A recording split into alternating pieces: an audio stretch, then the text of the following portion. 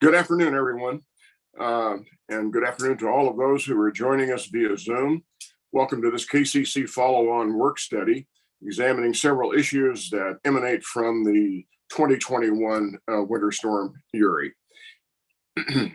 I'm Dwight Keene. I'm chairman of the Kansas Corporation Commission. I'm joined this afternoon by fellow commissioners, Susan Duffy and Commissioner Andrew French. In addition, we are joined by key members of our utility staff at the KCC, Jeff McClanahan, who is the Director of Utilities, and Justin Grady, who is the Chief of Revenue Requirements, Cost of Service, and Finance.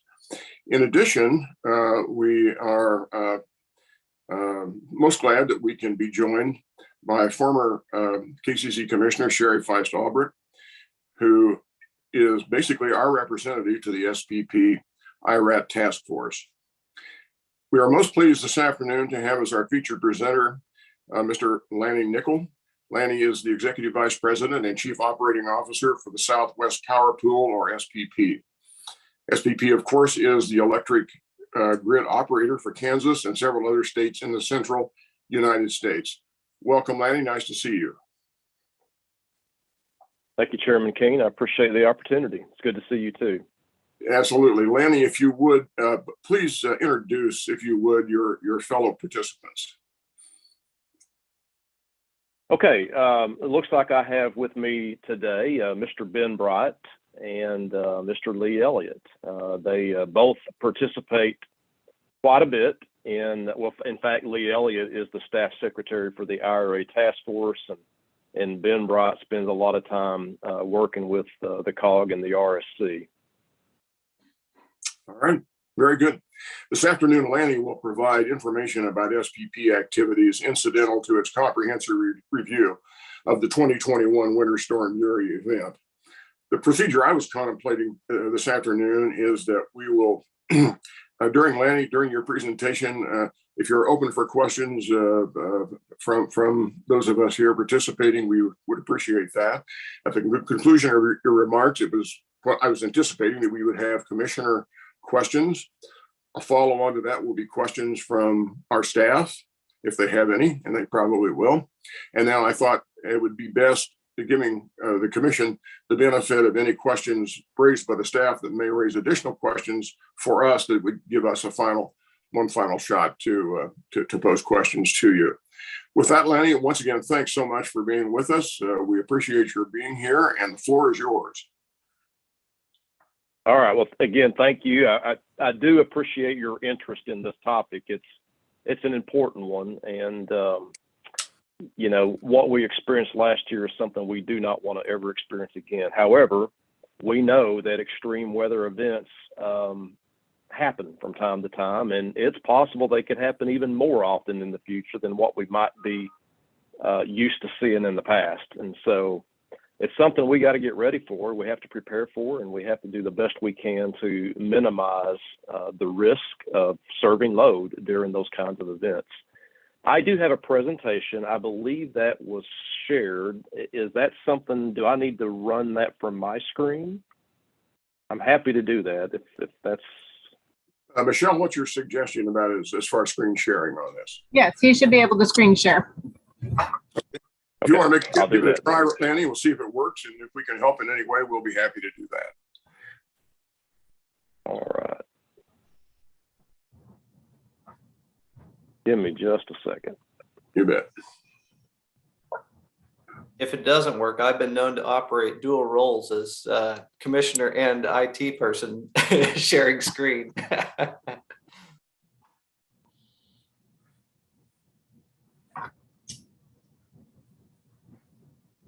That would be good. Either that, or if somebody wanted to email it to me, I can share it.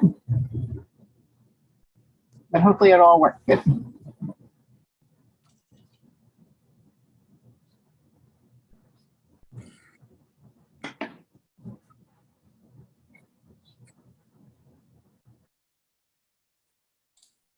Michelle, I forwarded it to you in case Lanny has difficulty.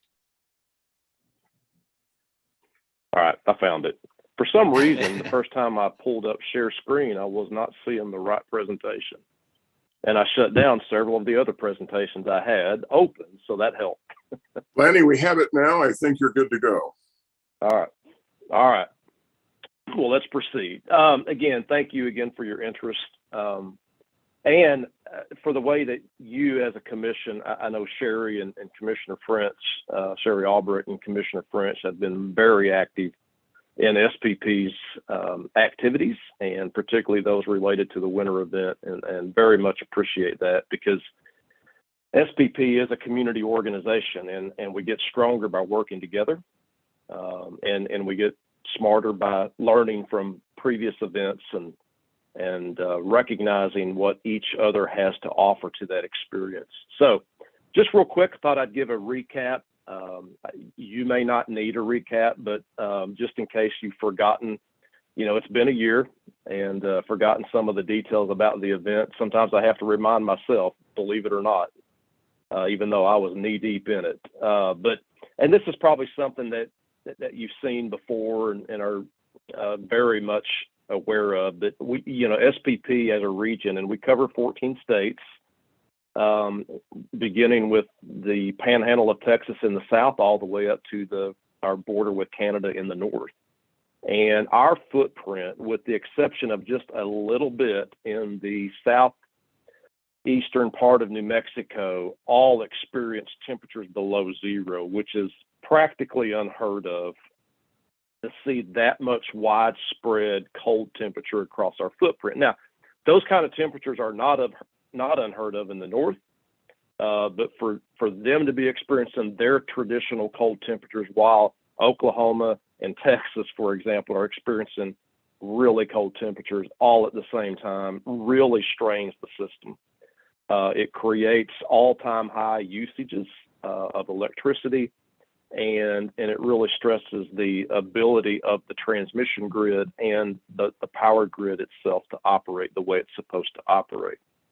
As you probably remember, we did anticipate this event, much like most of America did, by just simply watching the weather forecast. We knew it was going to be cold during that week of February the 14th, beginning on that Sunday. And so we started issuing alerts primarily to our member operators, the utilities that operate within our footprint, so that they could begin to prepare for what we expected to be a really cold week. Beginning on, and that began on February 4th. On the 11th, we also issued our first commitment instructions, really for that weekend and beginning the next week. And we don't usually do that. We usually commit generation on a day ahead basis. 99% of the time we commit generation on a day ahead basis. But this time we realized that we were going to be potentially short, and we needed to make sure those generators that require multiple days notice to be started, that we were going to need them. And so we began to issue those instructions on that Thursday, February 11th. Ultimately, as we all recall too painfully and vividly, we did have to interrupt load on Monday the 15th and again on Monday the 16th. The total time during which we were interrupting load because we just didn't have enough generation to meet the demand was a little over 4 hours. And I think on Tuesday that was the worst or the most amount of load we had to interrupt, and that represented about 6.5% of our demand at the time. And then as temperatures and conditions began to improve throughout the remainder of the week, we were able to ultimately go back to normal conditions by the end of that week. Energy that met our demand in the real-time market, we relied on all sources. Everything that could produce energy we needed and we used. At the same time, we were also very grateful to be able to import energy from our neighbors. And in fact, we imported more energy from our neighbors during this time than we've ever imported before. And it was up to about 6,000 megawatts at times. In fact, at times, that amount of imports represented about 14% of our demand. Now, I've used that statistic fairly recently to compare and contrast what we were able to do compared to what ERCOT was able to do. As you know, ERCOT is connected to SPP, but it's through very limited DC tie interconnections. They can only import at a maximum about 800 megawatts from us.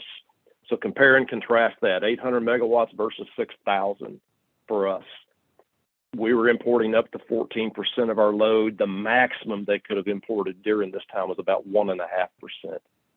So the ability to rely on a vast amount of diverse generating assets in the Eastern interconnection was really useful for us and really prevented our situation from being much, much worse than it could have been. The generation that was available to us during this time was much less than what we had seen during the 5 years of history leading up to the event and what we expect to see. We have a little over 94,000 megawatts of nameplate capacity in our footprint. 50,000 megawatts is our typical summer peak demand. During wintertime, I think our previous peak was about 43.5. And we set a new peak, a little over 43.5 this winter. But out of the 94,000 megawatts of nameplate capacity, we expect to see over 62,000 during peak worst time conditions. And we only had almost 40,000 megawatts show up. So it didn't perform the way we needed it to and the way we expected it to. And that's going to lead to one of my key observations here in a minute. But this kind of shows you how the different types of generation performed relative to what we accredit or count on as their capacity contributions. Coal actually got pretty close. We have accredited 22,000 megawatts of coal, and about 17,000 megawatts showed up when we needed it during this event. We have about 30,000 megawatts of accredited gas capacity. Only 13,000 megawatts showed up. So clearly gas underperformed, and it underperformed by the most compared to the other types of generation that we have. For wind, and you know, we heard a lot about wind not showing up, but by the same token, you know, we have 28,000 megawatts of nameplate wind. We only accredit 4,000 megawatts of it. So in terms of what we expect to see during worst conditions or peak conditions, it performed at about what we expect. And so I want to point out that historically our policies around accrediting coal and gas generation has tended to rely on their nameplate capacities. Now those units, the owners of those generators have to perform fairly routine tests about every 2 to 3 years to make sure it can perform at its nameplate capacity. But as long as it's got fuel, which generally speaking, you expect to have fuel because you can store it for coal, and for gas, you can deliver it. And so the traditional policy around accrediting those two types of generation is to pretty much give it credit for its nameplate capacity. Now, I've made that really simple, and it's not quite that simple, but that's generally what you can expect out of those kinds of generators. For wind and for solar, which we don't have a lot yet, but we've got a lot in our GIQ, and for battery, we've spent more time understanding how it's expected to perform. So it's more of a performance-based accreditation policy that's been established for those intermittent types of resources. We are, primarily because of our event last year, not just because of that, but they were already beginning to discuss this at our stakeholder groups, but we are heavily considering and debating the need to do performance type accreditation for coal and gas. So I just want to spend a little bit of time talking about that because that's going to be one of the key debates that we have in our stakeholder community about how to properly accredit the two types of generation that underperformed relative to how historically we've accredited them. All right. Lanny, Moving can I on to our ask? key observation. Can I ask Yeah, one absolutely. question Go ahead. about that last slide? You bet. And first, let me say, thanks for this slide and the one before. To me, those tell the whole story of what's going on here. Kind of the having resources not show up that we expected to show up. I guess I'll have more thoughts later, but my specific question here is there's a green bar, which is it says 5-year available. Is that sort of just a rolling average of what has historically been available, which might be kind of an indication of past performance? Yeah, that's absolutely right, Andrew. Okay. That's the green bar represents a 5-year historical average. Okay. And it is, you can see it's tended to be a little lower than even what it's been accredited for coal and gas. Yeah, that was kind of where I was leading. I found that interesting that we've had some evidence that maybe our accreditations have been a little high. So I find that interesting. Thank you. Lanny, now, I do think it's also fair to point out that maybe those historical averages are low because the emergency conditions requiring them to perform didn't exist.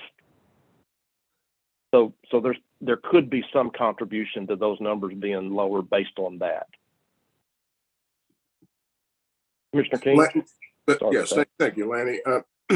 I really hate to interrupt in the sense I don't want to interrupt your train of thought or your continuity of your presentation. But if we could step back to slide 5, please, for just a moment. Okay. You bet. Okay. Yeah, to me, this is really the big picture. This shows what energy was actually used, if I'm reading this correctly. And if I kind of connect the dots that I think are presented by this particular slide, it evidences, I think, during the two, of course, the EEA periods, that we have basically coals providing 43% of what's actually being used, gas about 26%, imports 10, and as you suggested earlier, it was a major contribution to getting us through. Wind is 9%, nuclear is a little over 5%, and all the others are about 6%. So if my math's correct, basically in getting us through the eye of the needle of this winter storm, the combined total of coal, gas, and imports is 80%. And then yeah, that's right. So I'm going to take that one more step, and then you can interrupt me at any time here. Believe me, that's fine.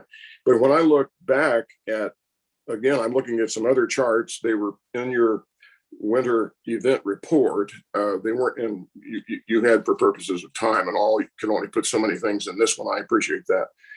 But if I'm looking at wind only available was 12 to 16% of their nameplate capacity. With coal, that's from page 48 of your larger report. If we look at page 49, coal delivered 70 to 79% of nameplate capacity. As you suggested, gas was the poorest performer of all of these, delivering basically 34 to 37% of nameplate capacity. So to me, if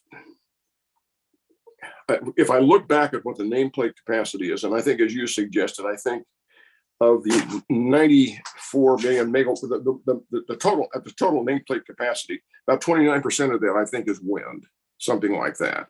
Yet the available, or the accredited for wind is 6%.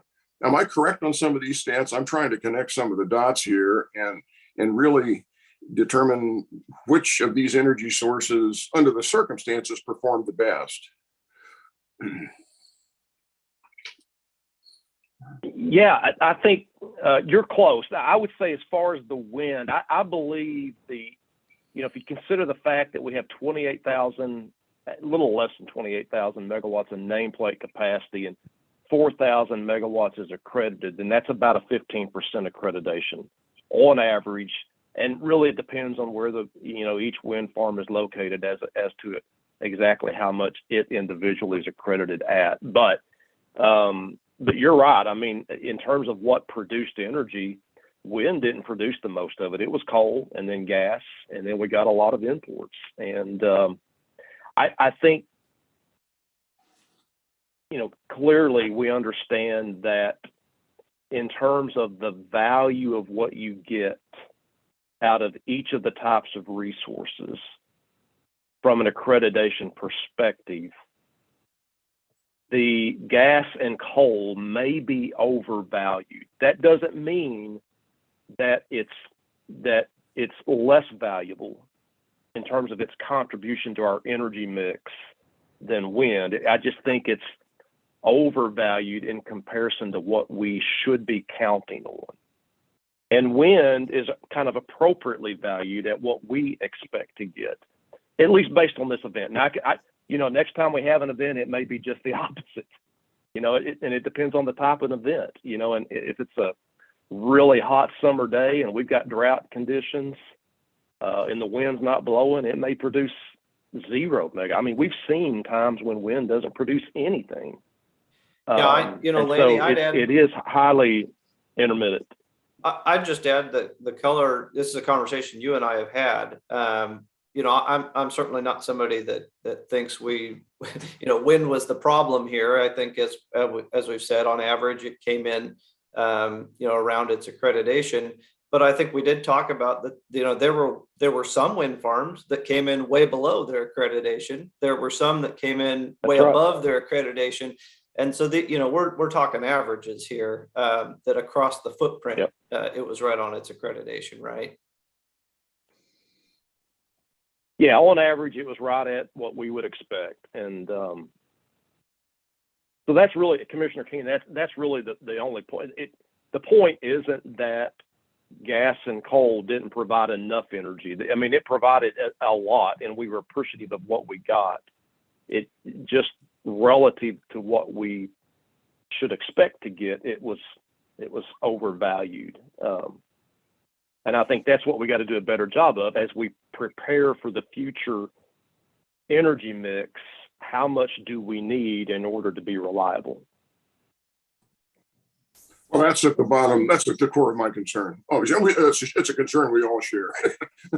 Absolutely. We're all concerned about reliability. We're concerned about resilience, and in the end, we're really concerned about the effect it's going to have on the ratepayers in terms of its being cost effective. The imports, I take it here. Was this mostly from MISO? Yeah, I would say, and I don't have the numbers in front of me, but I believe the highest percentage of imports we were getting came from MISO. But we were getting some from Public Service Company of Colorado, who operates in the Western Interconnection. They sent us a couple hundred megawatts. We actually were getting some, believe it or not, from Saskatchewan Power out of Canada. Again, small amounts relative to what MISO did send to us. They were the biggest provider. Okay. Thank you, Lanny. You betcha. Lanny, it's Commissioner Duffy. Thank you. As it relates to nuclear, I know we have Wolf Creek. Can you share with me where the other plants are located? And what it appears that it was full throttle on nuclear. Yeah, the other power plant is in Nebraska. Those Nebraska. are the 2 nuclear units that we have. Mm-hmm. Okay, all right. The Thank Wolf you. Creek that you mentioned in Kansas, and the other one is in Nebraska. Okay, thank you. You betcha. All right. Well, if you're ready to move on, I'm not going to spend a whole lot of time on this because I think I've made a lot of the points I would like to make with slides 6 and 7, but as you can tell, what we considered to be our root cause of why we had to shed load, it was because of the fact that we just didn't have enough generation. And at least in SPP's footprint, the biggest contributor to our generation unavailability was lack of fuel. Now, I will note, I've read the FERC report. I don't know if you have had a chance to read it or not, but their FERC did a report of everybody who was involved, including MISO and ERCOT. And across the entire geographic region of what FERC evaluated, they contributed the biggest cause to generation performance. In other words, there were equipment concerns, freezing of generator equipment that they identified as the biggest root cause for the entire event. In our footprint, lack of fuel was a bigger cause than generation malfunction. So just wanted to point that out. A little bit of a different experience in SPP compared to ERCOT and MISO. Of course, we saw high gas prices, and those extremely high gas prices caused us to see record high energy prices and offers in our footprint. The high market prices created a lot of concerns about long-term financial viability from some of our market participants and credit exposure risk. We, again, already talked about this a lot. Our interconnections were helpful, and thank goodness we had those. Thank goodness we're part of a much larger Eastern interconnection that has at least a strong enough transmission system we can help each other out.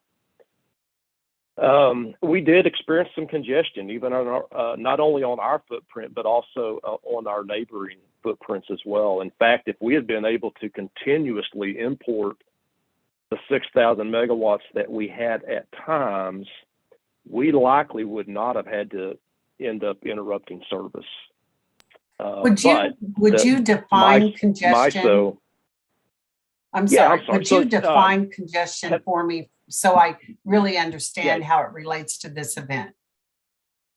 You bet. So when we deliver generation to consumers in our footprint, we have to make sure that we're not overusing the transmission network that connects the generation to load centers across the region. And when we start to experience overloads, we have to then redispatch the generation portfolio. And that moment where there's an overload is referred to as congestion. So it's, if you think about the highway system, you know, if they've begun to shut down 2 lanes on a 3-lane highway, then all of a sudden it gets highly congested. You have to divert traffic, or you might have to. So that's kind of what we're doing with the generation. When we experience that congestion, we redispatch it.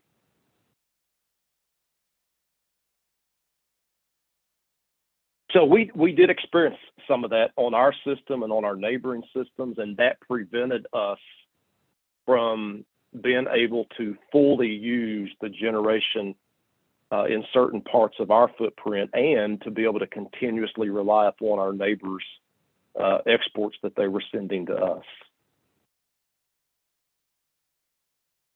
And then the last 2 observations, you know, we do believe, and a lot of our members and customers noted this in survey responses after the fact, that our early preparations and our communications efforts were highly appreciated. And we think that they did minimize the reliability impacts. And then combined with the fact that the whole reason we did the controlled interruptions to begin with was to prevent the risk of uncontrolled blackouts. You know, you do that in order to continuously balance supply and demand. And if you don't do that, then the system is designed such that it can cause cascading outages, which, when that happens, it happens quickly and the operators lose control. And so we mitigated the possibility of that happening by taking the preemptive actions we did. And then, you know, the communications, a lot of our stakeholders indicated that they were satisfied, but they also identified some improvements. So They did give us credit for the effort, but again, I think in some cases they wish we'd have done more. Wish we'd have been clearer. Wish we'd have communicated to all of the appropriate government officials and so forth and so on. So we did identify some things that we can improve there as well. So we did recommend to the board, and the board accepted the report and approved the recommendations. 22 different, I'm going to call them high-level objectives for improvements, and we prioritized the 22. So if we refer to a particular recommendation as a tier 1 recommendation, that means that it's necessary and urgent so that we can prevent the possibility of having another load shedding event in the future. And it addresses our root causes. It's the causes around generation availability and fuel availability. So any recommendation that addresses those root causes and prevents us from having to experience interrupting service in the future is a tier 1 recommendation. If it's a recommendation that allows us to reduce the consequences of having to experience this again and improve our response. So in other words, if we've done everything we can do, we've addressed all the tier 1 recommendations, and we still have to interrupt load, but the recommendation allows us to do it in a much better way, then that would be a tier 2 recommendation. So it doesn't address the root cause, but it allows us to operate better if something like this were to happen again. And then tier 3 is basically all of the other recommendations that aren't characterized as tier 1 and tier 2. So, and then this is just a high-level summary of the 22. We had 4 that were identified as tier 1. Those have to do with improving our fuel assurance and our resource availability.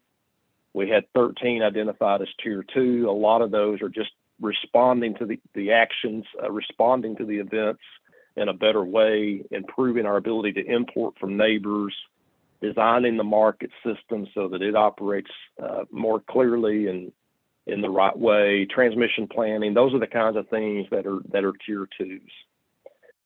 And then we had 5 that were tier 3s. And a lot of those have to do with improving communications and our credit policies. So the board took 7 different actions. This was in July of last year. We finalized our report in July. They accepted the report. They directed work to begin immediately on those recommendations that address root causes, i.e. the tier 1, the 4 tier 1 recommendations. They directed that we prioritize all of the other work associated with tier 2 and tier 3 because we recognize that SPP has a lot of normal activity on its plate, and we want to make sure that we're working on the stuff that matters the most. So they directed that we prioritize all of those tier 2s and tier 3s with everything else that we do. They directed staff to provide quarterly updates on progress being made. So the board meets quarterly, and I'll be providing updates every time they meet until we've made satisfactory progress on all of these recommendations. They directed staff to provide a project plan of all the activities related to tier 1. We did that last October. They directed us to issue letters to all of the utilities that operate generation in our footprint that would require them to let us know about their plans to have and maintain fuel that's necessary to assure availability of their accredited resources for this upcoming winter. And then finally, they directed us to perform additional root cause analyses to further explain the failure of the natural gas supply. So those are the 7. That's a lot of activity, a lot of actions they took. I'll go ahead and tell you what we're doing related to the tier 1 recommendations. Again, these are the 2 related to fuel assurance and the 2 related to improving our resource planning and availability. We formed the IRA task force And actually, that was a joint effort. Commissioner Christy Fegan from South Dakota was the president of the Regional State Committee last year. And while she was president, she established this task force to take on the responsibility of developing the policies and guiding the studies and assessments needed to address the Tier 1 recommendations. She also worked with our chair of our Markets and Operations Policy Committee, because we recognize this is going to be a joint effort between the utilities that have the expertise and between the regulators in our footprint that have the responsibility for assuring resource adequacy. So again, you can see the 2 fuel assurance recommendations that came straight out of the report. Develop policies to enhance fuel assurance so that we can make sure we have generation that's available and reliable. Evaluate and advocate for improvements in gas industry policies, including potential use of gas price cap mechanisms, so that we can be assured gas supplies readily and affordably available during those kinds of extreme events. And then around resource planning and availability, perform initial and ongoing assessments of the minimum reliability attributes we need from our resource mix. And I want to talk about that a little bit. I don't think we're going to be able to just continue in the future to just accept the generation that's made available to us. Now, today, if somebody wants to build a new generator, they have to submit a request in our generator interconnection queue, and we study what is needed from a transmission perspective to facilitate that reliably. But we don't say, look, we've got a need for more of this type of generation or that type of generation. And I think we're going to have to step up and do more of that. Now, I don't know how we're going to do that, and this is going to be subject to a lot of debate and discussion. But I think at some point we're going to have to say, look, in order to be able to withstand these kinds of events, we're going to need these types of reliability attributes and a certain amount of them, and then rely on the utilities to figure out where to build those, when to build those, and how to include them as part of their resource mix. So that's what that one really is about. The second one related to resource planning is to improve policies or develop new ones that better understand and expect what you can get out of generating capability. This is that resource accreditation issue that I talked about earlier. And then consider whether or not we need to include market-based incentives. If we need more coal, more gas, more nuclear, more storage, more solar, whatever it is, because it provides a certain reliability attribute, how do we incent that? And that could be accomplished through a market-based structure. Lanny, can I ask one question So about? Yeah, you bet. If you want to wrap up this slide, you can go ahead, and I can ask at the end. You can see the last bullet point. It's 6 regulatory representatives and 6 member, and I'll just move on to that's what the roster is. And thanks to Sherry Albrecht, she is representing you guys very well. She is one of the members. But go ahead. I agree. You're not going to find any disagreement here. And in fact, all of those members are fantastic. If you go back to that last slide, I think, well, I've got a lot of thoughts on on all these, but I do think that the FA1, I think it was RPA1 item that you talked about is really fascinating. I mean, it's something I think that had been starting to be talked about in SPP before this event, because we had seen retirements of maybe not an alarming amount, but a growing amount of dispatchable resources. And, maybe you don't have any comment on this, or maybe you want to just comment very diplomatically, but it strikes me that we certainly have some utilities in Kansas, and there are others throughout the region that have dispatchable generation sources that are maybe not becoming or they're becoming less competitive in the marketplace on an energy basis. But the customers are obviously still picking up the full tab of the O&M of those plants, even if they're not being dispatched as much. And it strikes me that you've got an incentive for utilities to retire or lessen the operations of those facilities, and they may not need them to cover their individual reserve margin.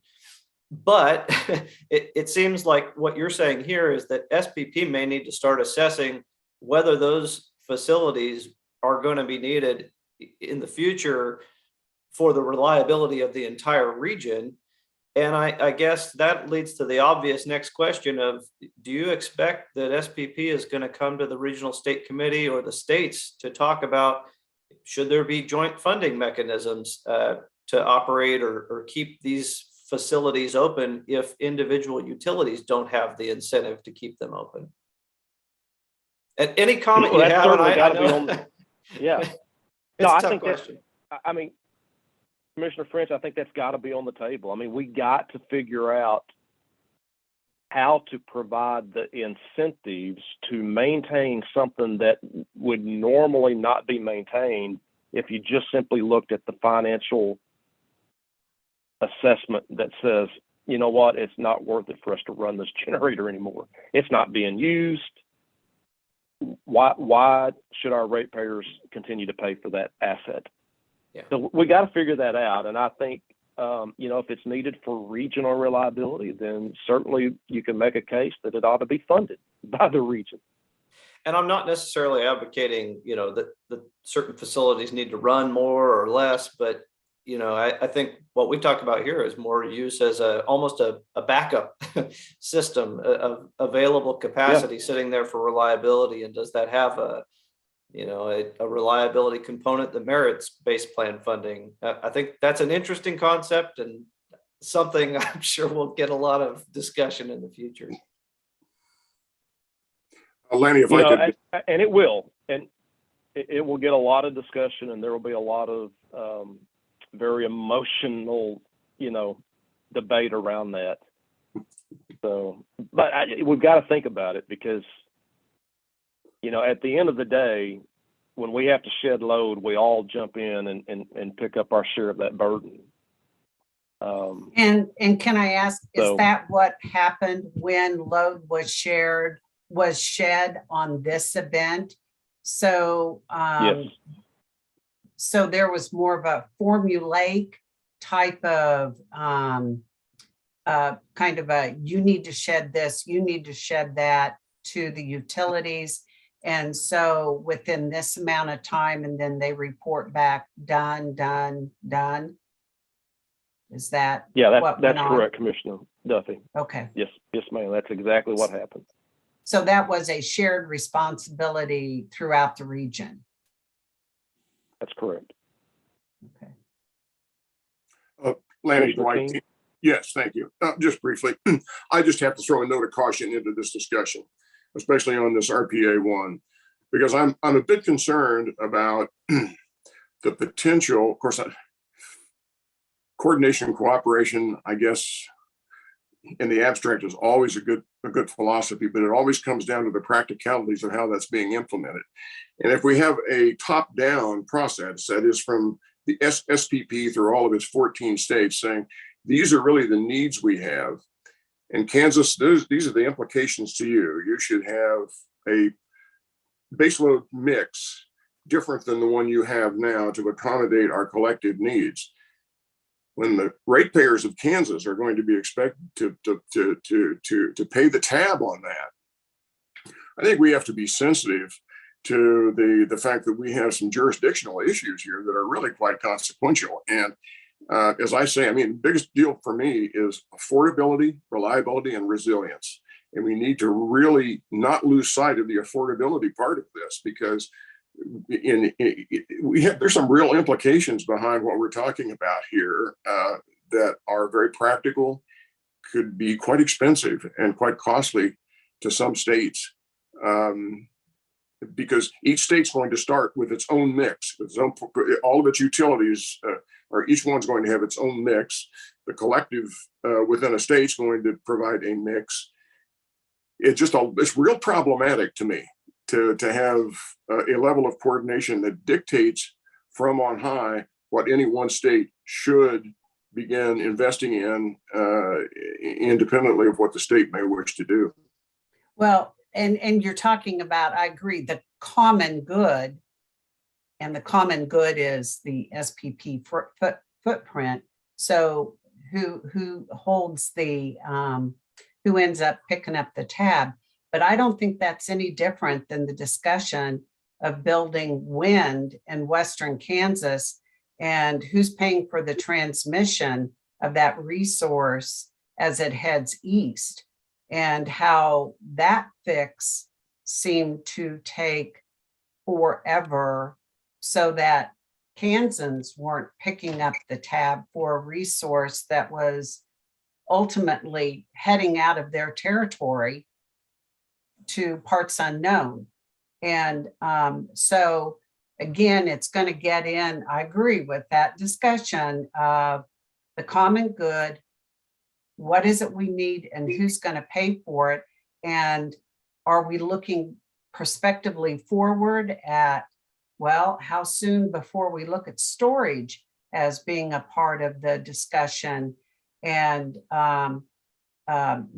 we just heard the whole discussion on small modular reactors and how, for example, Wolf Creek, their footprint would be able to host an SMR.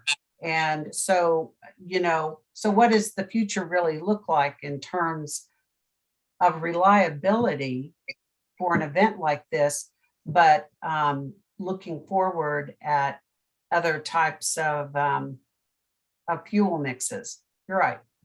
Well, Yeah. and Lanny, let me add one more thing. I'll let you respond, but I do want to point one thing out, not necessarily in defense of of SPP, but maybe context. When we talk about resource adequacy and a concern that there would be sort of an edict coming down from on high, I do think it's important to point out that SPP, in my experience, they're not in the business of top-down planning for the states. In fact, I would say maybe frustratingly at times, they are a stakeholder-driven organization, and they really require the states and the stakeholders to come together and find a consensus solution. And I would also point out, as far as any requirements for resource adequacy, that's within the tariff under the responsibility of the regional state committee and the states as a body. And so it would be my expectation that if there are material changes that we made along those lines at SPP, that would flow through the states as a decision-making body. So I wanted to make sure that got in there. Well, I appreciate that, Commissioner French. You're absolutely right. I just wanted, Chairman King does point out that sensitivity that we have to have relative to state jurisdictional authority over resource planning, and that exists. And it's how do you find the right balance between a regional approach and a regional need, and recognize the current jurisdictional authorities that exist. Yeah, I don't think we want to become a gatekeeper. I mean, where the commission's really serving as a gatekeeper to, I hate to use that word, but I think the regional state committee, these are the issues that they're going to be confronted with. I appreciate the historical context that my colleague Commissioner French has noted. My concern is that prospectively, what I understand is perhaps in the offing is a major delta. It's a big it's a change from that. Exactly what the parameters of that are and how they're implemented, of course, I know that would need to be worked out. But I know we all share a concern, and that is with our ratepayers. I'm concerned with Kansas ratepayers, and I'm not trying to be terribly provincial here. We have a lot in common, I think, through SPP with other states and what we might be able to to work through. But I'm really concerned that we not delegate the responsibility we have for looking after Kansas ratepayers to some instrumentality or entity beyond the parameter of the state. So can I ask the question about congestion? So to me, that means more like you identify where the congestion occurred, where the highway became slim and impassable. And then with the new resources that have become available through the federal government, isn't there a pipeline up to EPA or whoever to say, hey, we need an improvement here?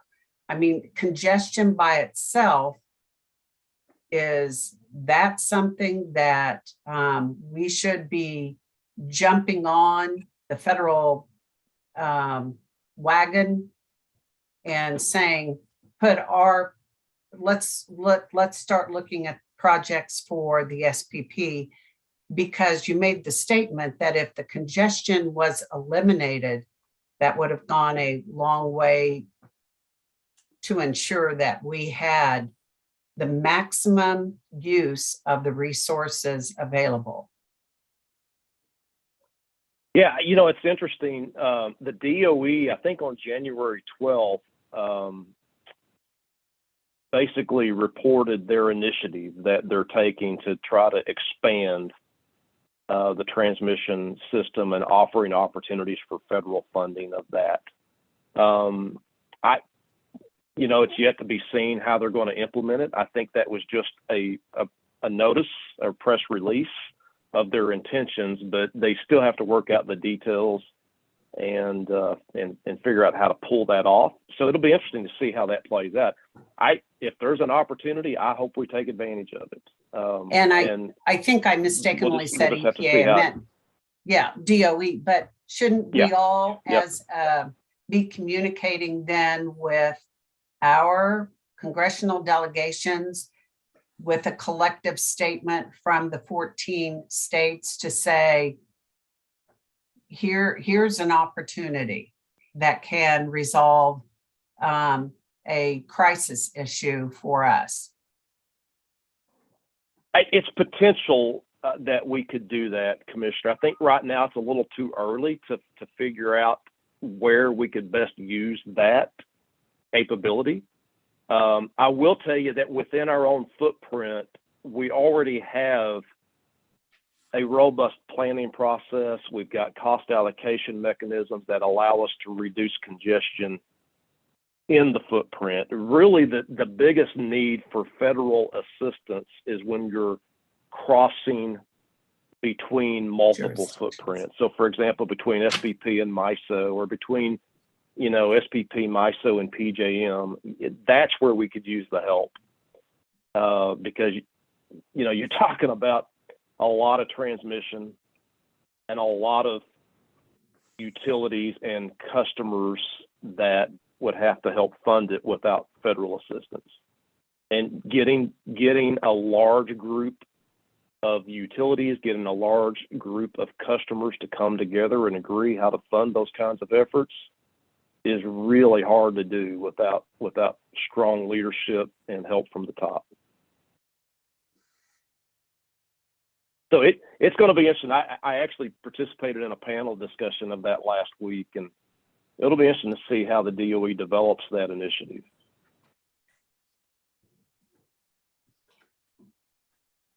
I do think, and this is the last thing I'll say about that is, well, unless you have more questions, I do think regional entities like SPP need to be at the table when those decisions are being made about where to build that kind of transmission.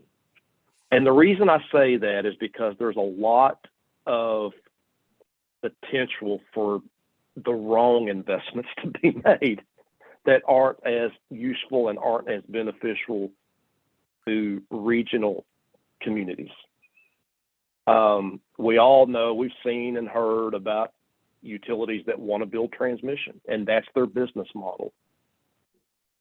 But if you don't have a regional perspective, making sure that that's good transmission, then it's possible that you get a bad investment.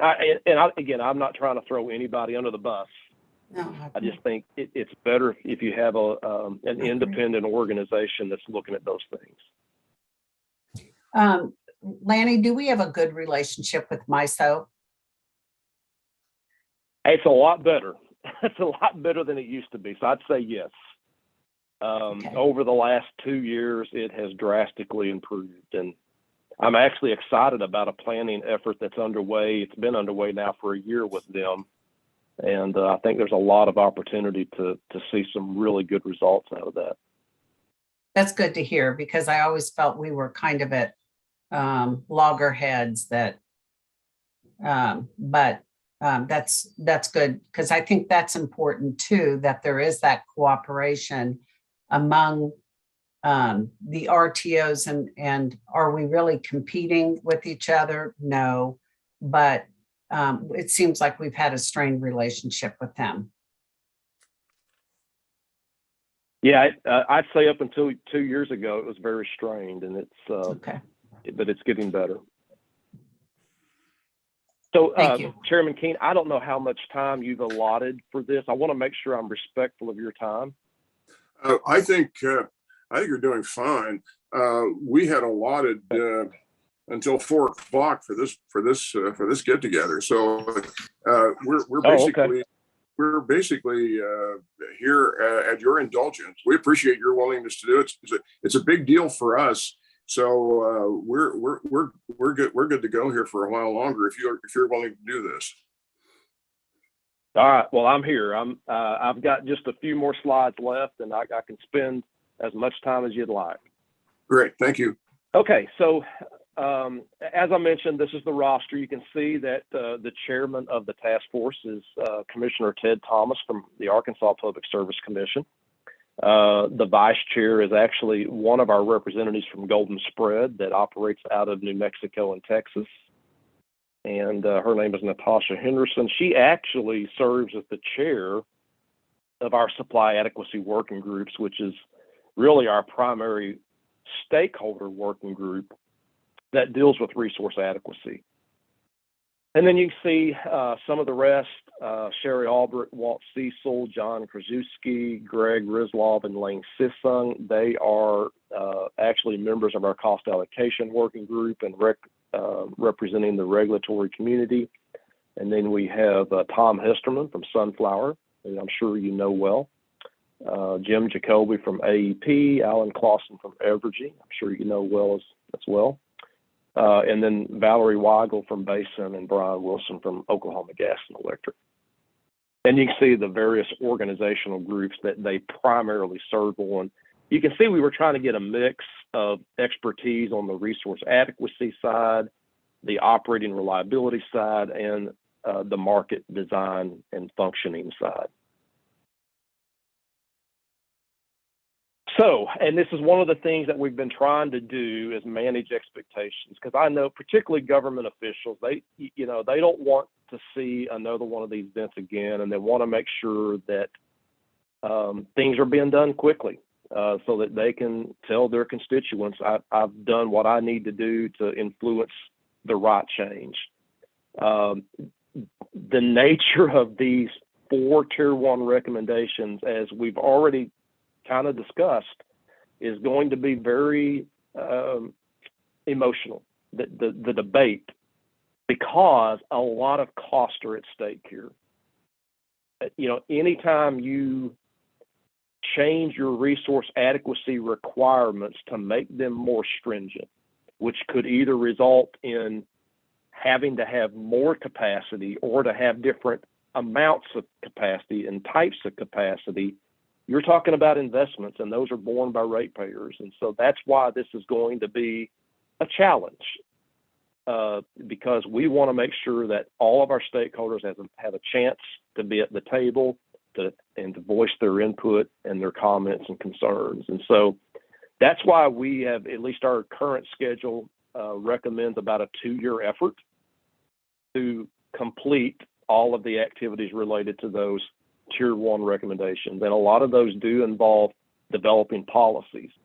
There are a lot of analyses that need to be done as well. And so some of that needs to be done before you can even figure out what's the right policy to develop. But anyway, that's the real point of this slide, is we're going to spend a lot of time up front analyzing the situation, getting reports from the various stakeholders that have expertise, and then designing the policy and the language around that that's needed to make sure that we end up in the right place.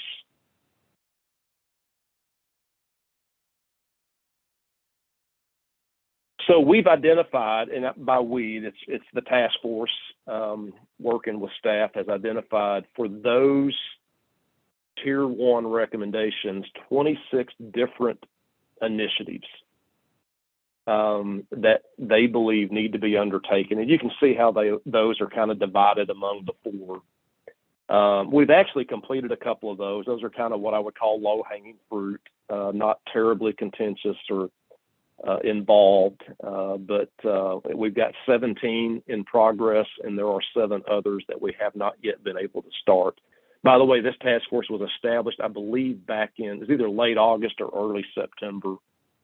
So they've really only been working for about 4 months now, and still trying to get their arms around just how big this effort is. But that's where we're at with the tier 1 initiatives. And then you can see how each of those initiatives are kind of scheduled out over the next 2 years. And I'm not going to go into a lot of detail around this, just to give you a sense of just how much work's involved. And in fact, the task force recognized at one of its last meetings that we're going to have to kind of assign some of these responsibilities to other working groups, because they have the expertise, and that will give us the best chance of working in parallel and making sure that we can accomplish as much as possible as quickly as possible. So I'm going to stop there. I do have some slides that kind of gives you a sense of where we're at relative to the other recommendations, but just in case you have any questions about the stuff that the IRA task force is working on, I'll just pause right here. Any questions, anyone? Well, Glenn, if you want to go ahead and finish out your slides, okay. And then we'll certainly double back with questions, I'm sure. All righty. Well, the tier 2 and tier 3 recommendations, we've identified 92 different initiatives associated with those, and you can see the different types. The majority of those are in the market design area.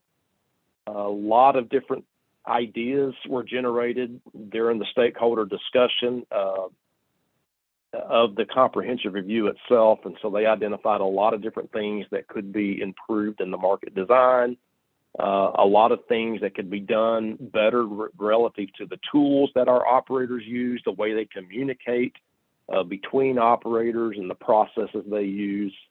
And I'll give you just an example, just so you know the kinds of things they talked about. When we did our load shedding, and Commissioner Duffy, you brought this up earlier, if we needed, 1,500 megawatts of load shedding across the region, we allocated that to every transmission operator in the footprint on a pro rata basis. One of the things that's been considered is whether or not that should happen in the future. In other words, should it be allocated differently? Are there certain transmission operators that should carry a bigger burden based on their contribution to the problem? And so that's just an example of one of the operator processes that's being considered. I don't know where they're going to end up, because I imagine that's another example of one that's going to be debated heavily. Well, and Lanny, maybe it's probably not something you want to touch, but I mean, to that point, I think we all know there are some utilities that are in better situations than others as far as reserve margins go. But there is another side to that coin, and I've heard anecdotally, there were people when we weren't doing interruptions, that actually didn't have enough generation to cover their load, and then but those same folks, when we did have interruptions, did have enough. I mean, it was a matter of timing for some folks. So I mean, I think it's an important conversation, but it had to do so much specifically with what was going on with any particular entity at any particular time. Yeah, and there's definitely, again, for SPP, anything that's simple is appreciated. The simpler, the better. But we recognize that there's a lot of different factors that have to be considered, and it is really hard. I know Nebraska really struggled with this, and I know their legislature asked me a lot of questions about why they were having to shed load when they had enough generation to serve their load. And it's not an easy question to answer, other than the answer I gave them is an answer I still stand behind. We're part of a community, and your emergency today may not be your emergency tomorrow, but when you have your emergency, there's going to be a community to help you. And that's what drove the process we have today, is just recognition that we consider that we all participate as part of a large community, and we're there to help each other out.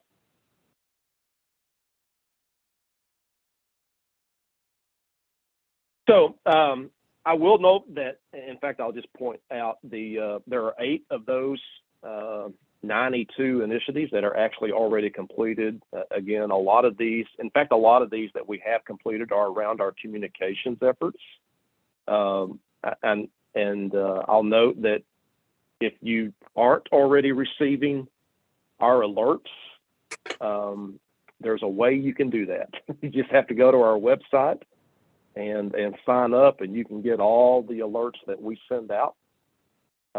In fact, we've already issued a couple, a cold weather alert and a resource alert for this upcoming winter, and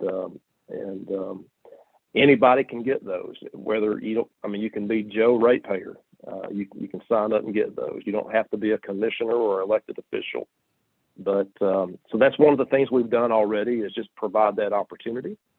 And I hope that the communications that are involved in those are clear. We've done everything we can to make sure that we're expressing whatever it is we're doing in a way that the average audience can really appreciate and understand.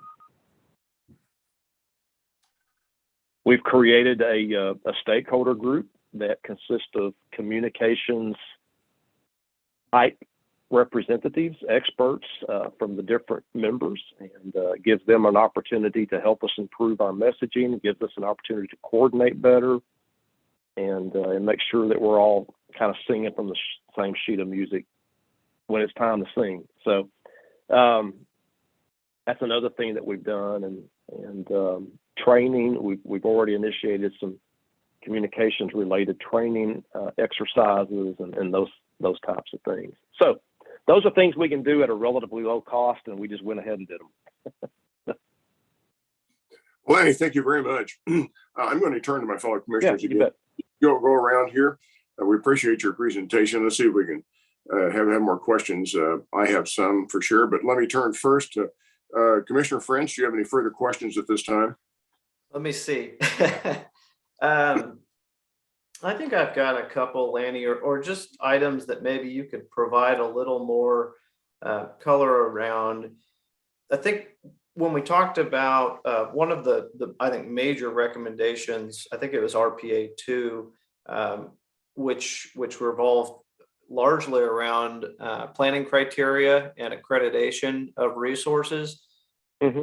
I guess I'd like to hear your thoughts on how we balance maybe looking historically at how resources have performed and accrediting them maybe lower compared to what we actually think they can expect, versus reforms that will force them to be able to perform closer to their nameplate capacity. I guess it's two different approaches, right?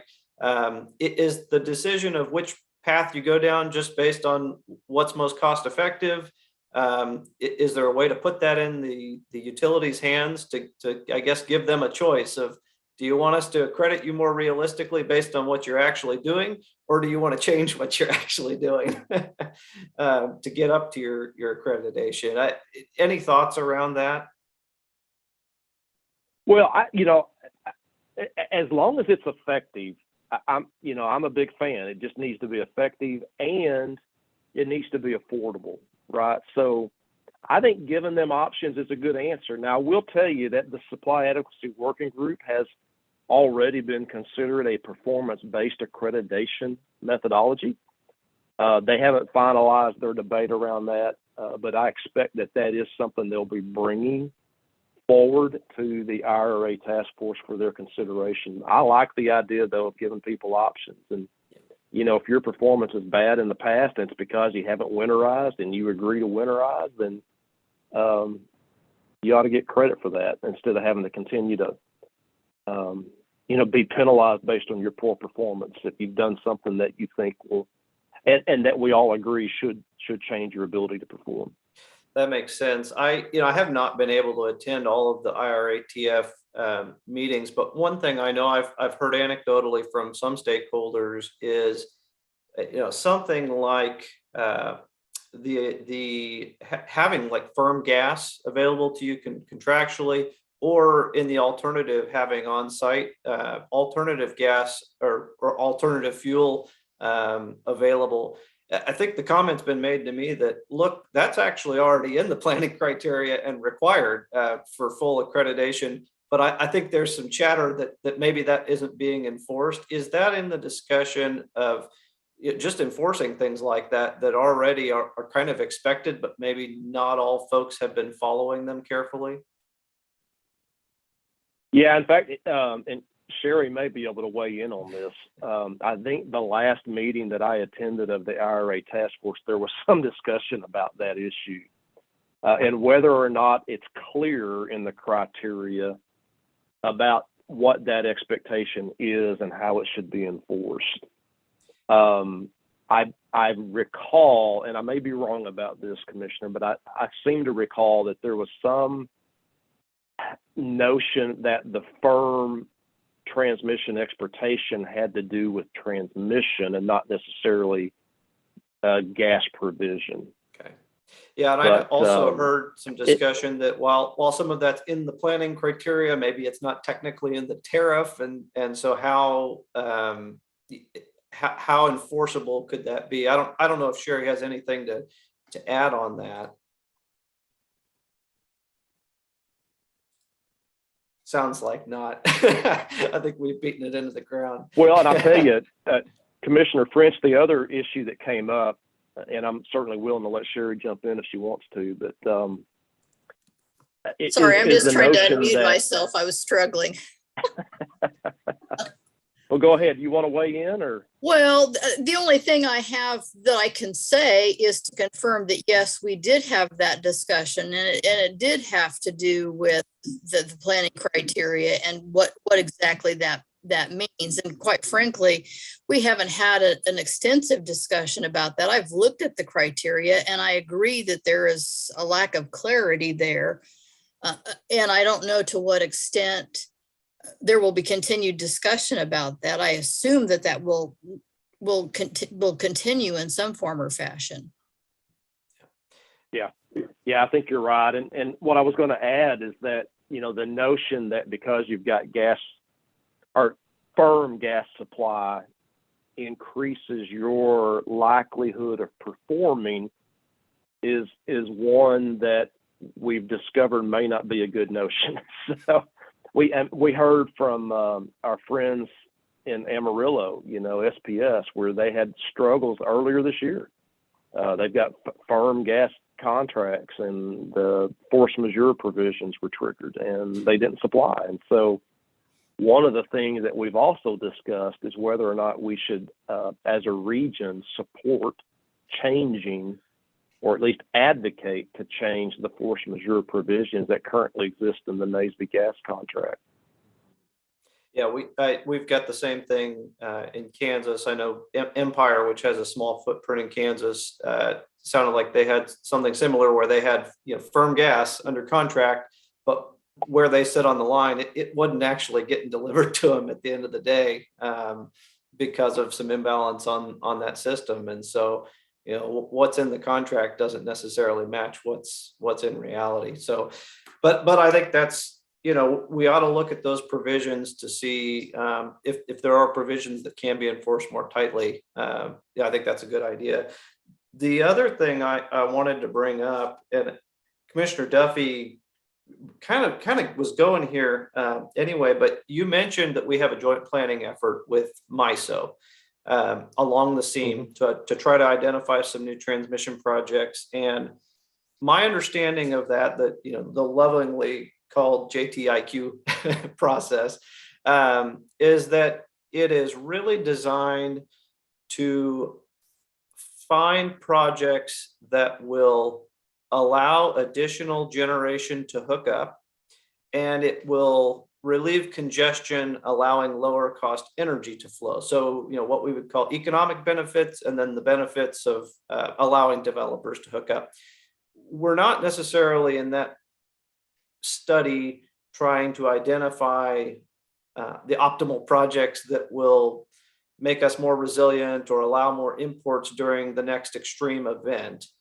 But do you believe that those projects, we're talking $1.7 billion a project, is it your feeling that those are going to enhance our import-export capabilities during these type of events? Or should we really be looking at a separate study that's optimized for that sort of capability? My sense is that those projects, if approved and if they move forward, will provide increased resilience. In fact, I know when we've met with MISO leadership, John Baird and Barbara Sugg both, as well as Claire Moeller and myself, have expressed the need for the study to identify whether or not there is increased resilience provided by those projects and what is the value of that. Resilience is a notion that is really hard to concretely convey, right? I mean, it's hard to understand what it really is you're getting and what it's worth. I mean, it's the same thing we evaluate when we're buying insurance. Do we really need that much insurance? Are we willing to pay for it? And so that's what resilience to me is. It's having that added insurance that you can perform when you really need to perform. And that is something that we're considering, Commissioner French, is whether or not it does provide that benefit and what's the nature of it. I guess this is kind of getting in the weeds, but when you try to evaluate those projects and value resilience, are you really starting to look at almost an economic value situation where you say, well, we think these types of events would happen, say, reasonably 2 times out of every 50 years, and here's the economic value of an hour of outages during that time, and so we're going to use that value as the sort of the benefit. Is that the road we would be walking down, or are there other approaches being talked about? Yeah, there's actually multiple ways you can do it, and we haven't. I don't think we've agreed yet between us and MISO as the best. What's the best way to do that? But certainly one way, and we talked about this one as well. If we had this transmission, I believe there's 7 different projects that have been identified worth, as you mentioned, $1.7 billion of investment. If we'd have had those in place last February, would we have had to shed load? And that gives you a certain indication of value too, right? Now the question is how often will that value be realized in the future? I mean, how often would we expect to have those kinds of events repeat themselves? But I've seen estimates of $20 to $200 billion of impacts from that event across the country. Yeah, And so, that's a great point. you know, you would think that could buy a lot of a lot of gas infrastructure, a lot of transmission infrastructure, and be well worth it. Well, and I like to point out to folks that, you know, we're doing these studies because you don't just build transmission willy-nilly or because you hope you might need it at some point. I mean, they have to be underpinned by concrete benefits and cost benefit studies, whether those benefits are, you know, lower energy costs by accessing better resources, or whether it is a benefit of, you know, keeping the lights on. We know there's real economic benefits of that. But there has to be a concrete underpinning. So I appreciate the work you're doing there. Maybe with just one last question, which I find fascinating, and I know, you know, the public would think is interesting. And I know this is another area you have to be diplomatic, but could you compare the performance of SPP and sort of our ability to limit our outages to short, you know, controlled interruptions versus what was seen in ERCOT and sort of the magnitude of generation shortages they had there? And I understand there was a difference, a physical difference, you know, that they had more freezing because their facilities weren't prepared for the cold, but maybe more of a foundational, the SPP approach to resource adequacy versus ERCOT's approach to resource adequacy. And, you know, we both have energy markets, but, you know, what do they do for, you know, we have required reserve margins here and a fully regulated utilities. What do they do in Texas, and what, you know, is that part of that conversation of why the experiences were different? I think it's definitely part of the conversation. And I will tell you that from a resource adequacy policy perspective, as you noted, SPP does have a minimum that all of its load serving utilities are expected to carry. And that minimum is 12%. And most of them actually carry more than that, right? And that's subject to their, you know, jurisdiction, whether it's a state utility commission that has that authority over them, or their boards, you know, if they're munis and co-ops, but they all have to carry at least 12% excess capacity above their minimum or their peak load. ERCOT does not have a minimum capacity requirement. They really rely on the market signals to incent that. And to me, that it's effective, except there's a lag, right, between when you can react to the market signal and get generation put in place. And that's the biggest risk. And in my mind, the biggest downfall of that kind of an approach. At least with the policy that we have in place, you can tell people you need to plan on that, and you need to make sure that for every summer you've planned your generation mix far enough in advance that you have at least that 12% minimum capacity margin. Well, I think we certainly have a more conservative approach, but I know people appreciate it in times like last February. So I think that is the end of sort of my initial questions, and, you know, maybe something else will come up in response, but I do appreciate the answers, Lanny, and I'm happy to yield the rest of my time. Thank you, Commissioner French. Pardon me, Lanny. Commissioner Duffy. Thank you, Chair King. Lanny, I think, you know, a lot of times we run models and it's not based on anything in reality, but we're just running models based on what could be. This event last year, I think, will serve as our going back to it did happen. And we run it against that event. And will it happen again? Based on what I see in the United States and worldwide, with 500-year floods coming every few years, temperature extremes, whatever it is, the norm has been disrupted. So I think it's good to know that we have an actual life scenario from which to run our what ifs against. And the devil is in the detail. as you so pointed out, just because they say it is, doesn't mean it is. And I think here is the opportunity to really drill down and find out what went well and what didn't, and then to make those corrections.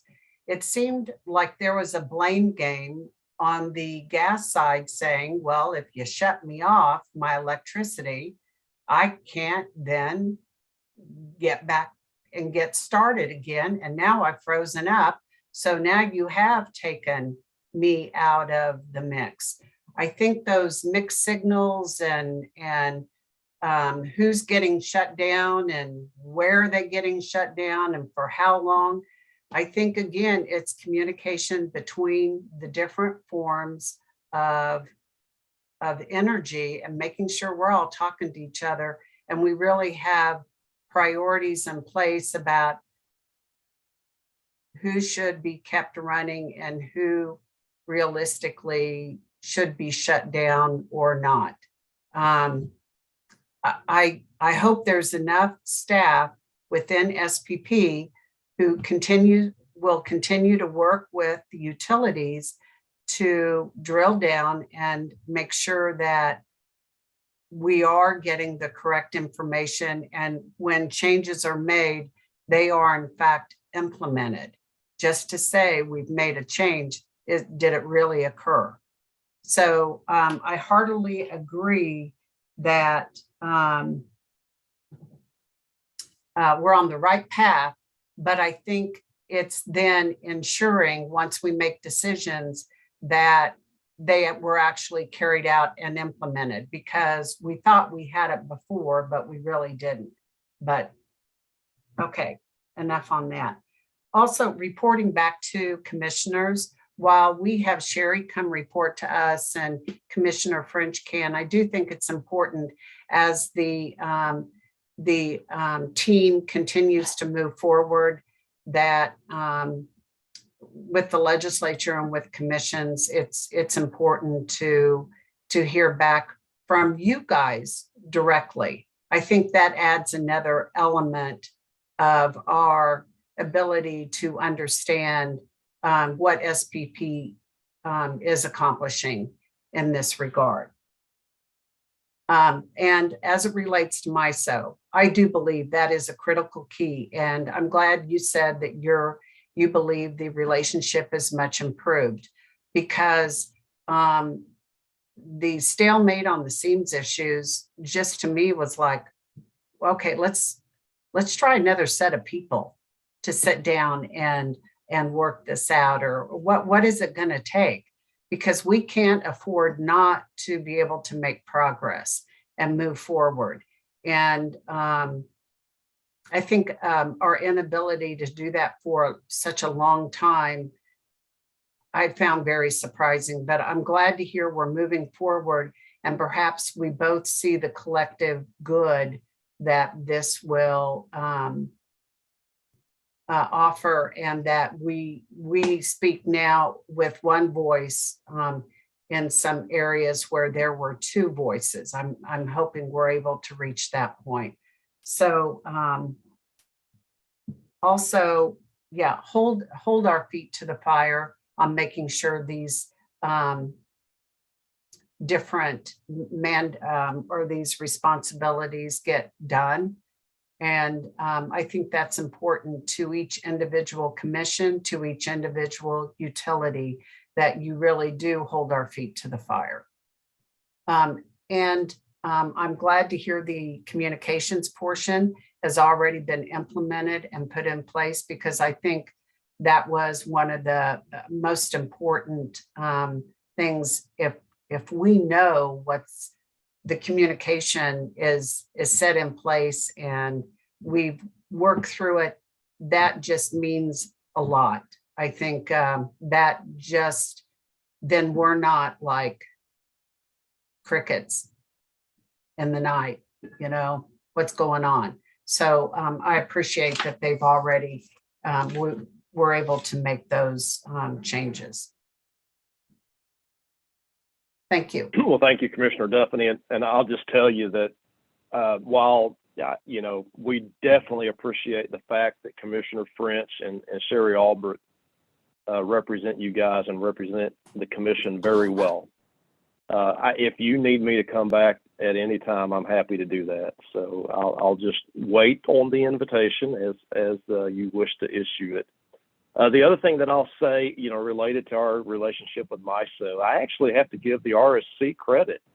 They began talking to their counterparts, which is referred to as the OMS, at MISO, and began to develop priorities and things that they wanted to work on. And I've heard the chairman of our board express regret that it took the RSC getting involved before some of those actions began to take place. And I will tell you also, though, that our new CEO and her personality and her desire and willingness to work with her counterpart at MISO has tremendously helped, because even if the regulators or even if the directors of the boards want to work together, if you've got two CEOs that don't, it's still hard to see things happen. So I think that's also, all of that really has been instrumental in I think the relationship getting better. And also, as COVID wanes, I hope that we can come down and visit. It's been since I think 2012, 13, somewhere around there when I last visited. My understanding is it's changed a lot. So I look forward to that. Yeah, we'd love to have you. Okay, Lanny. Susan, I'm not cutting you off, I hope. I guess not. Lanny, before we turn to staff for questions, I have a few questions that I would like to ask as well as a follow-on to my fellow commissioners. I can promise you I will not take you into the weeds. That is an absolute commitment. Thank you. From my background, I was a business person before I came on board with the commission. And in that context, very results oriented. I think we're all very results oriented here in a different way with a different slant. But I think beyond the lessons learned, my overriding concern as I look back on the 2021 Winter Storm Uri is what in its aftermath, what kind of affirmative action steps have we undertaken and implemented, especially in this case by SPP, to avoid a repetition of the blackouts and the brownouts and the overall experience that we had during that event. So I'm really looking beyond process a bit here, Lanny, to actual affirmative policy changes and enhancements that are being implemented to try to improve results. And I realize a lot of things are works in process here. I grant you that. There's a lot to this issue. Yep. It's a lot of interrelated parts. So my first question would be this. Given the ability of SPP as the grid operator to affect the reliability and the resilience of service throughout the state, prospectively, can you give us any assurances or can you provide assurances that Kansans won't experience a reoccurrence of the brownouts, the blackouts, and the load shedding witnessed in February 2021 in the event of a reoccurrence of a similar circumstance? So in essence, what I'm kind of asking you is, relative to last year, is our current risk level, is it the same, higher, or lower? What's your assessment on that? Well, first of all, I can't guarantee anything. Just right off the bat, I'll say that. What I can tell you, though, that I believe our risk is lower this year, even if we have the same event, same temperatures. If the same winter event were to occur this year, I do believe our response and the risk of having to shed load would be lower than it was last year. And I'll tell you why.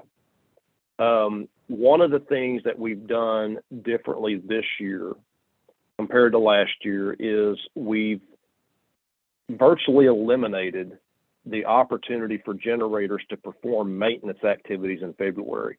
Last year, we had 4,000 megawatts of generation that was offline because of maintenance. They were performing routine maintenance, and it caught us by surprise when that happened. And so, there's a need for generators to perform maintenance, and they have to do that so that they can assure continued viability of their assets. But this year we've said you can't take any outages, and I can't remember the exact dates. It was about a 2 to 3 week period in the middle of February. So that's just one example. The other thing that we've done, we've asked our utilities, to those that are transmission operators and have load shedding plans, to review their plans and to attest to us that those plans not only have been reviewed, but do not contain provisions that could result in interruption of critical infrastructure. And 80% of our transmission operators have responded in the affirmative that they've done that. So that's a good sign. So those are just a couple of examples of why my optimism is a lot better this year.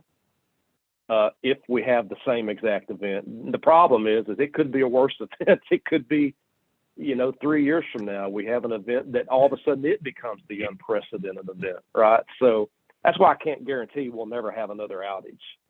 But I do believe we're in a much better position than we were last year. You make a good point. The problem with once every 100-year event is that the day after the event, the next 100 years starts, and so the next event could happen the day after the event as well. That's one of the problems with that. I wonder if could we, Michelle, maybe with your help, could we remove the screen sharing so we can see all the participants once again? Oh, yeah, let me do that. I'll do that. Okay, thank you, Lenny. Okay, perfect. Let me move on. I appreciated that answer. I thought that was a very granular answer. I appreciate it very much. As a generating fuel source, what do you see as the future role for natural gas within SPP, Lenny? Well, one, that role has to be one that involves closer, better, and tighter coordination. And I am happy to report that we've got two new members, one of which is a gas producer and one of which is a gas transportation company that are from the gas industry. I don't remember exactly when they joined, but it was certainly after the February event of last year. And in fact, both of those engaged in a panel discussion that we had with the IRA task force last year. It was either November or December when they had that panel discussion. So we're beginning to have better communications, and certainly when they're at the table, I mean, they can hold us accountable. If we're making bad assumptions about how they operate, how they perform, then they're at the table and they can let us know. And by the same token, we can say, look, you're now members of ours. We need you to step up and help us understand and help us better communicate what both sides need from each other to perform better in the future. So you are anticipating that there will be a prominent role, I take it, for natural gas in the future with SPP. Am I guessing that correctly? Well, yes. As part of our resource mix, I think, until there's other technologies that are developed and matured, I mean, gas plays an important role for us, and it's because those types of generating assets can be quickly started. And it depends on the nature of the asset, but a lot of them can be quickly started and quickly ramped up or down in response to the intermittent generation that we have. And that's the role that they play today from a reliability perspective. There's a potential that within the next, 5 or 10, maybe more years, that battery storage will be developed such that it's cost effective and that there's more of it, and maybe it can perform some of that role. But at least right now, battery storage, it doesn't provide you energy long enough to really replicate what gas can do today. I think you're right. Battery storage is the wild card long term. It absolutely is. Yep. And the technology that drives it to the point of being so that it's a utility grade. That's the critical issue on storage, I think. Well, I appreciate that answer, because to me, I'm a big devotee of having a mix of baseload fuels. Each one of those members of that base load is going to have certain advantages and disadvantages, and to some extent, you'd like to hope that the disadvantages that some of them bring to the table can be compensated for by the advantages the others bring to the mix. That's kind of the underlying approach I'm taking there. You anticipated, I'm going to ask this next question. You've anticipated the question a bit by your answer to the first one, but I want to drill down on it just a little bit more, and I appreciate your indulgence of that.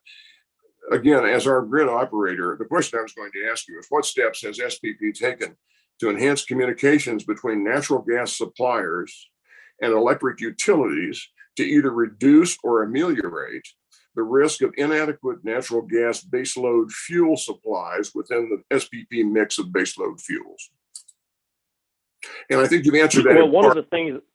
Go ahead, please. Don't let me interrupt, please. No, that's okay. So the other thing that we've done is we've asked our generating companies to, and we actually did it in the form of a survey, but we asked them to let us know what steps they were taking relative to being better prepared from a fuel assurance perspective for this winter. Some of them noted that they had increased their communications with their gas providers. Some of them noted that they had taken on winterization efforts for their substations.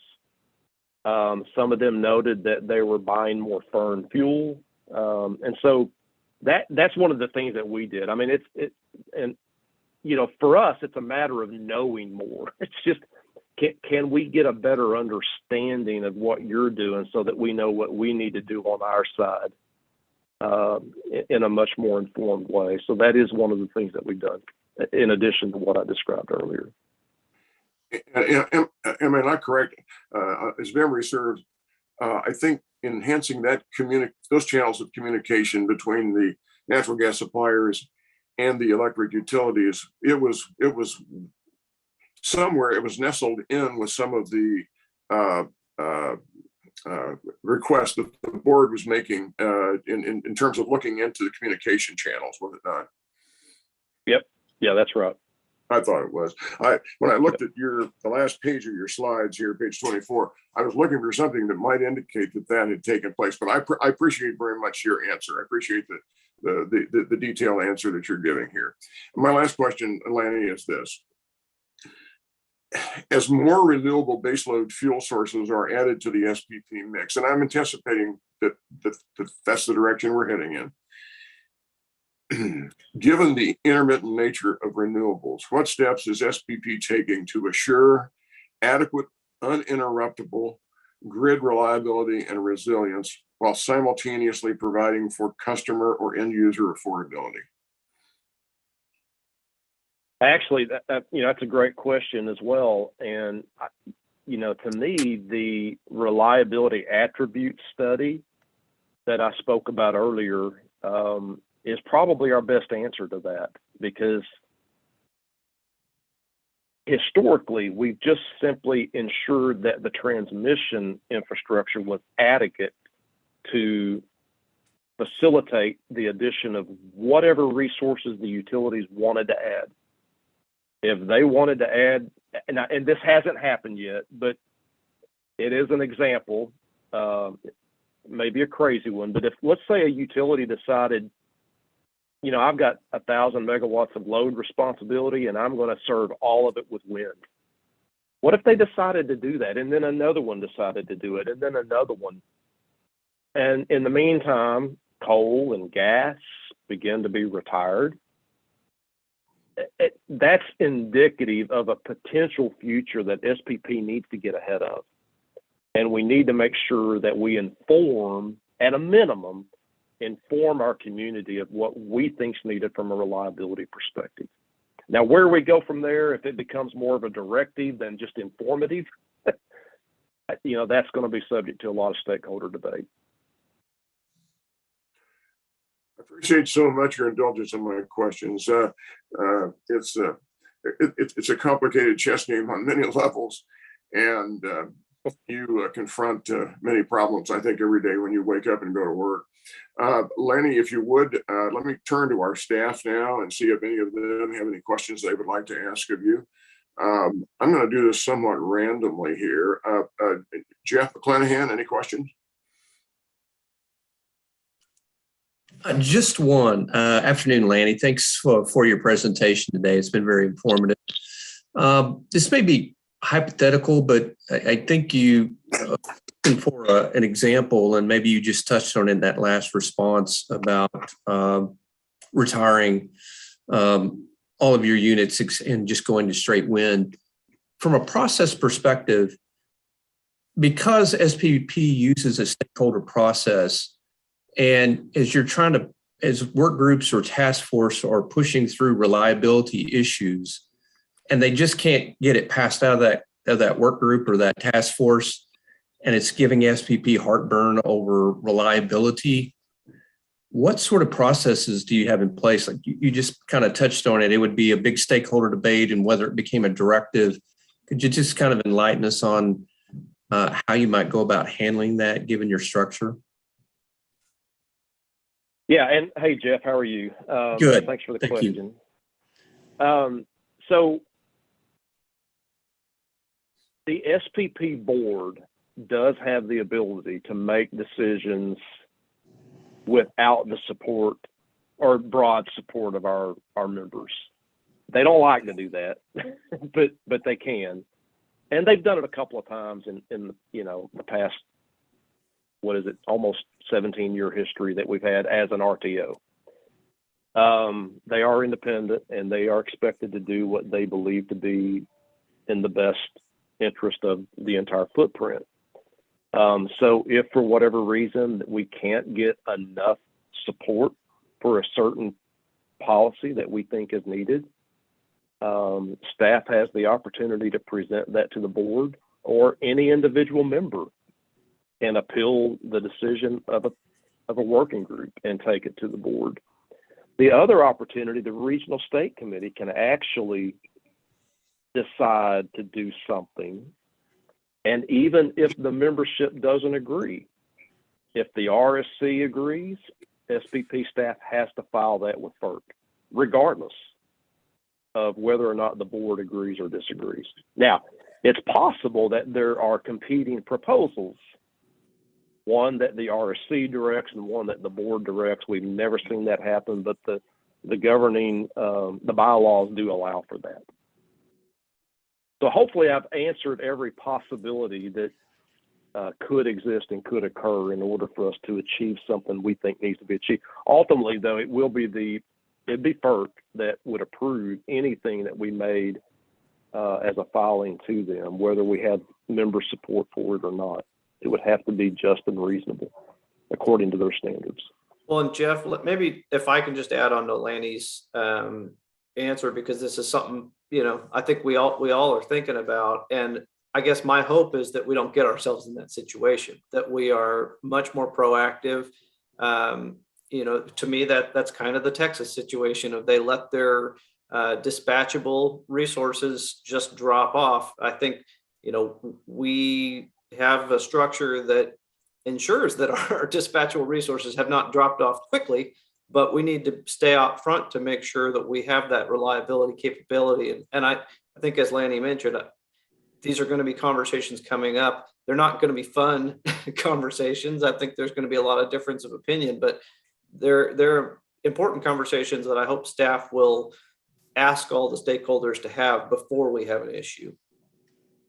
No, I appreciate that. I sort of assumed that was a possibility, but I just wanted a little clarity around it. I mean, reliability is so important, right? And you've got a stakeholder process, and that I know is extremely difficult. Lanny knows that all too well, but I do appreciate the response, and it did answer my question. So thank you very much. Well, and I would also, yeah, you're welcome, Jeff. I'd also point out there's certain things we can do within our current authorities.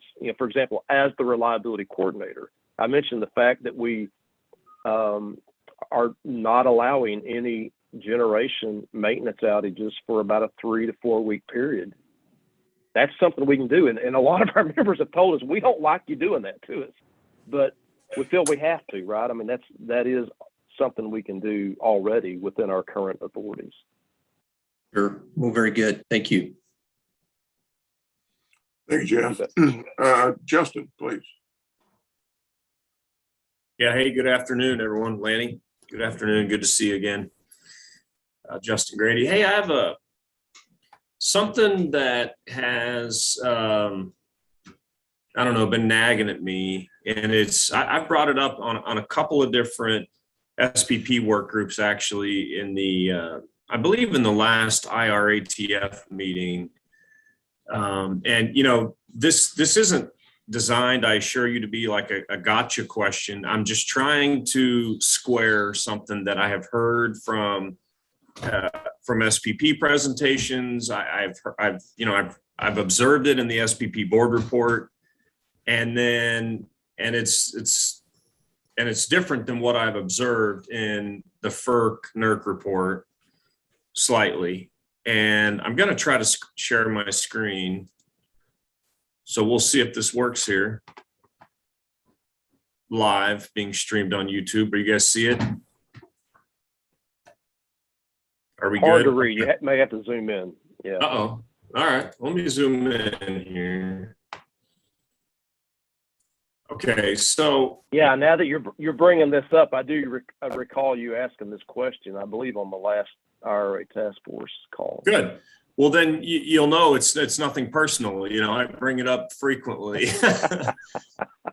But so, you know, and I just gave a presentation to a couple of legislative committees in the last couple of weeks. And I mentioned this, that, you know, I know SPP's board report, you know, it's accurate to say that fuel supply issues were the largest single cause of unplanned outages, right? You know, but that's 47% of the unplanned outages. What I was, you know, sure to point out is that that's still less than half, right? Which means obviously there's Right. Yep. a lot of other problems that are an issue too. But I have a hard time squaring this particular table with the statements that I've heard SPP staff make and with the board report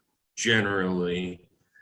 And I don't, you know, the reason I haven't been a little bit more, I guess, vocal about this, or I didn't include this particular table in my presentation, is because I actually wondered if this was a typo, and if freezing issues and fuel issues were just transposed here in this table. But I'll just, here's the table. This is the source of my questions. It looks to me like freezing issues generally are listed as a bigger issue throughout SPP than fuel supply issues on, you know, through each important increment or, you know, time period during this event. So I've said enough, and I look forward to your response. And, you know, if we have to follow up later or something, certainly we're welcome to do that as well. Appreciate it.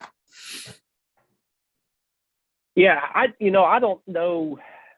They're characterizing the nature of, and I'm really having a tough time reading it, but I can make out freezing issues, fuel issues, mechanical,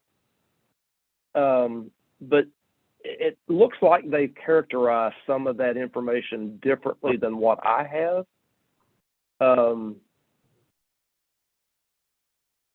I don't know how to reconcile that. Is this also, exactly. Justin? I'd have to. I apologize, Yeah, Lane. Justin, is this also the piece where there may be some difference because they're comparing installed capacity or nameplate capacity instead of accredited capacity? Yeah, so it's possible. So a couple things, because I never know how that screen sharing is going to work, especially with this particular monitor. But you know, that's figure 66A. Okay, and it's on page 125 of the report. So, we can follow up later if we need to, if there's the ability to get a more detailed answer. When I have looked at the issue, trying to understand the difference between SPP's view of this issue and this FERC-NERC report, it is true that this is nameplate capacity and not accredited capacity.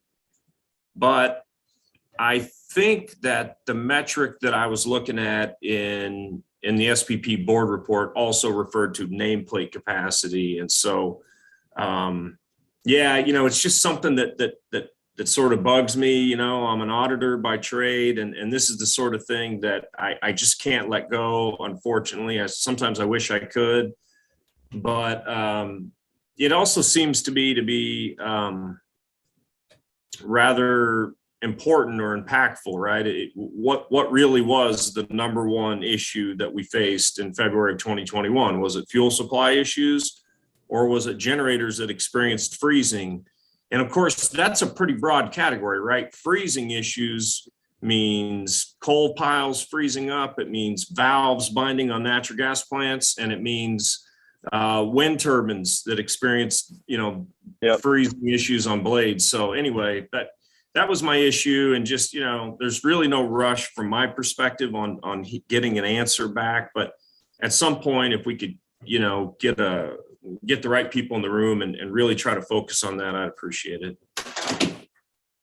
Yeah, and Justin, why don't you and I, because I've got a spreadsheet that I've been looking at that contains all the different outages and the reason codes or cause codes for those, and I'm just having trouble reconciling it with that particular table in the FERC report. Maybe you and I could just follow up offline and see if we can get a better sense of why their information is characterized the way it is.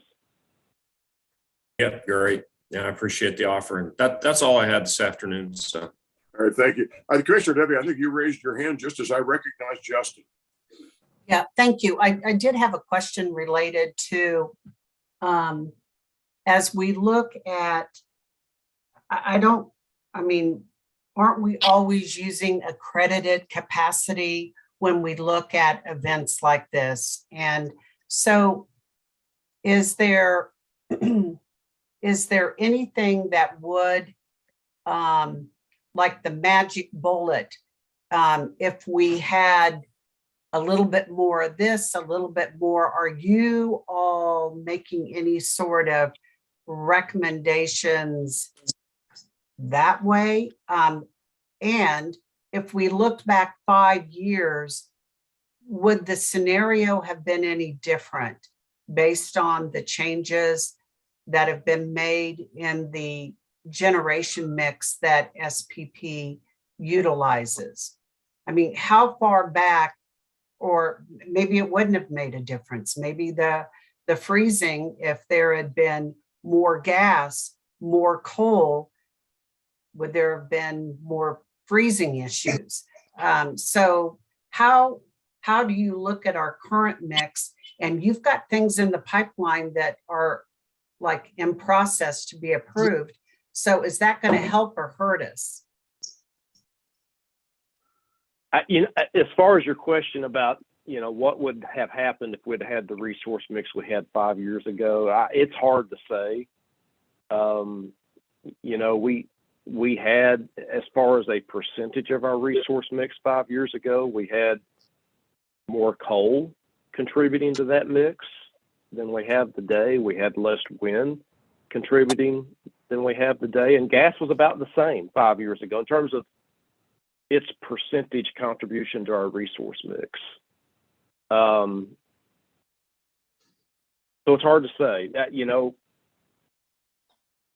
even though on average you get about 15% of every megawatt that comes from a new wind generator being connected, at least we had more wind generation on the system and we got 15% of it, right?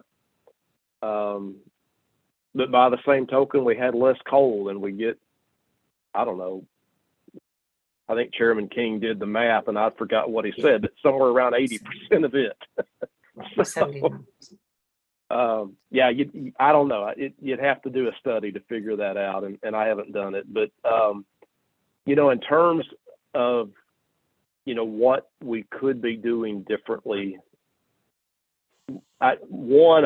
expectation I have is that we will change our accreditation practices in order to better account for what we should expect to see going forward. The other thing that we're debating is whether or not we need to have a different capacity requirement for wintertime versus summertime, and a different capacity requirement for springtime or for fall time. Today we just have one, and that 12% really is an expectation year round. It's applied in the summertime and against summertime load, but do we need a different requirement for other seasons? And that's going to be debated as well. MISO just went there. Yes, they're I was going going to say a MISO seasonal just requirement. implemented theirs. Yeah. Right. And Okay. from what I understand, they got a lot of opposition when they filed that at FERC. So I don't believe FERC's ruled on that yet, but it'll be fun to watch. I did not know that. I kind of find that surprising. But okay, thank you. You bet. All right. I think we have one more major player here to give her a chance to weigh in. Commissioner Albrecht, do you have any questions for Lanning?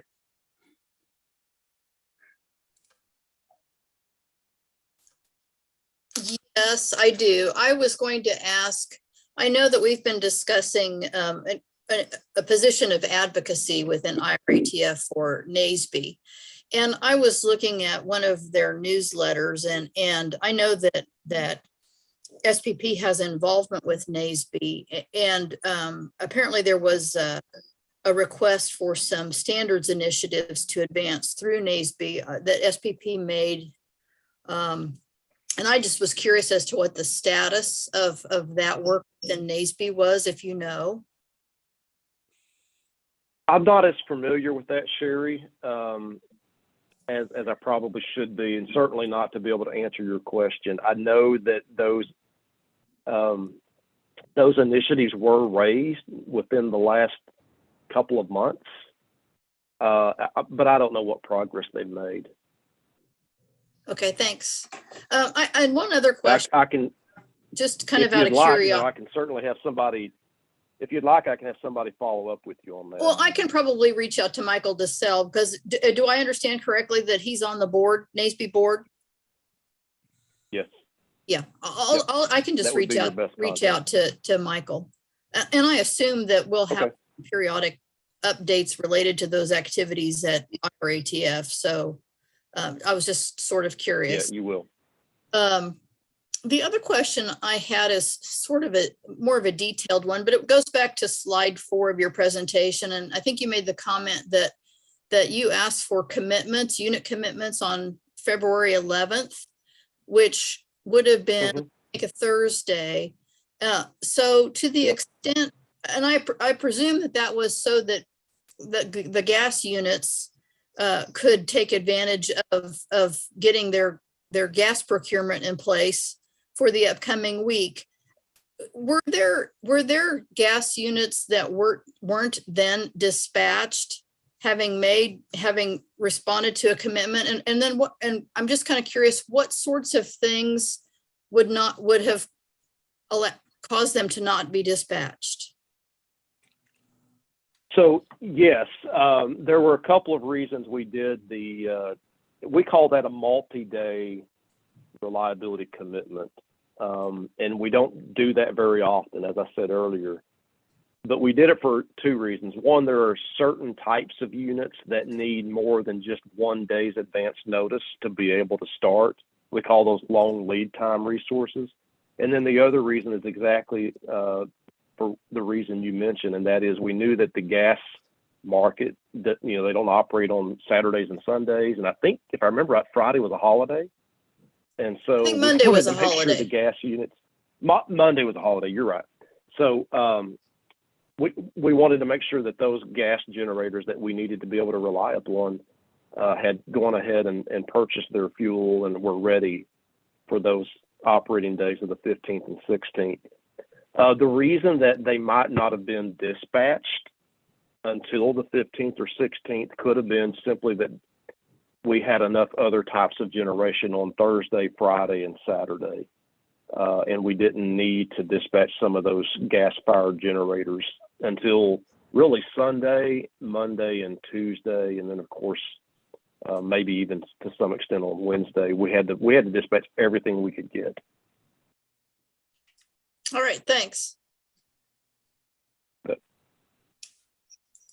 Was that it, Chair? That's it. All right. Well, with everyone assembled here, I want to say something I think many others have said. Sherry, I want to thank you very much for all that you do on behalf of the commission as our representative to a very important task force with NSPP. You're a critical liaison for us, and we're very grateful for that. And I think as someone else may have said, it could have been Commissioner Duffy. Certainly, the combination of having you and Andrew representing us on SPP is certainly to the benefit of Kansas, no doubt about that. Let me double back as I promised I would. Thank you, Justin. Commissioners, before we bid Lanny adieu here, and I think we're probably into the lunch in your evening hour almost at this point, Lanny. Any further questions of Lanny? Commissioner French? No question. That's been great. Let's keep it as close to 4 o'clock as we can. Thanks. Okay, Thank you, very Lanny. good. Very, Commissioner Duffy? I have no questions. And thank you, Lanny, for your time. This was really helpful. And I think let's hope we're not having this discussion again next year. Thank you. Very well. I think we're at an end. Again, I'll say once again, Lenny, we're very grateful for your time. We appreciate the forthright nature of your answers as well, and we look forward to working with you in the future without any question. Thank you, sir. You bet. Thank you. And I hope to be able to visit the Sunflower State sometime in the near future. Well, we do too. Very good. All right. I think we're at an end here at this time. I will declare us adjourned and wish everybody a safe evening wherever Take you care, may be. everyone. Bye-bye. See y'all later. Bye-bye.